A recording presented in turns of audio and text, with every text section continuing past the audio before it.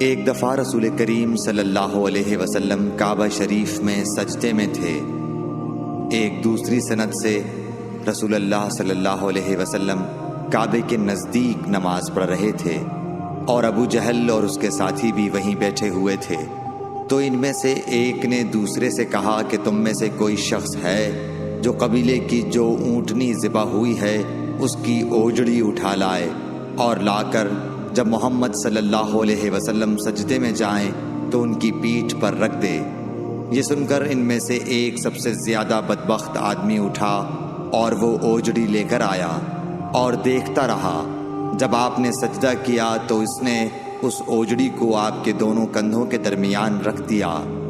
عبداللہ بن مسعود کہتے ہیں میں یہ سب کچھ دیکھ رہا تھا مگر کچھ نہ کر سکتا تھا، کاش اس وقت مجھے روکنے کی طاقت ہوتی۔ عبداللہ کہتے ہیں کہ وہ ہنسنے لگے اور ہنسی کے مارے لوٹ پوٹ ہونے لگے، اور رسول اللہ صلی اللہ علیہ وسلم سجدے میں تھے، بوجھ کی وجہ سے اپنا سر نہیں اٹھا سکتے تھے، یہاں تک کہ حضرت فاطمہ رضی اللہ تعالی عنہا آئیں اور وہ بوجھ آپ کی پیٹھ پر سے اتار کر پھینکا۔ تب آپ نے سر اٹھایا، پھر 3 بار فرمایا یا اللہ تو قریش کو پکڑ لے۔ یہ بات ان کافروں پر بہت بھاری ہوئی، کیا آپ نے انہیں بد دعا دی؟ عبداللہ کہتے ہیں کہ وہ سمجھتے تھے کہ اس شہر مکے میں جو دعا کی جائے وہ ضرور قبول ہوتی ہے۔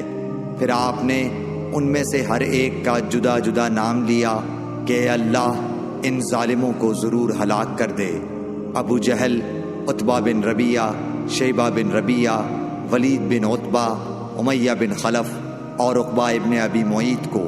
7ویں آدمی کا نام بھی لیا مگر مجھے یاد نہیں رہا۔ اس ذات کی قسم جس کے قبضے میں میری جان ہے کہ جن لوگوں کے بد دعا کرتے وقت آپ نے نام لیے تھے میں نے ان کی لاشوں کو بدر کے کنویں میں پڑا ہوا دیکھا۔ صحیح بخاری حدیث نمبر 240۔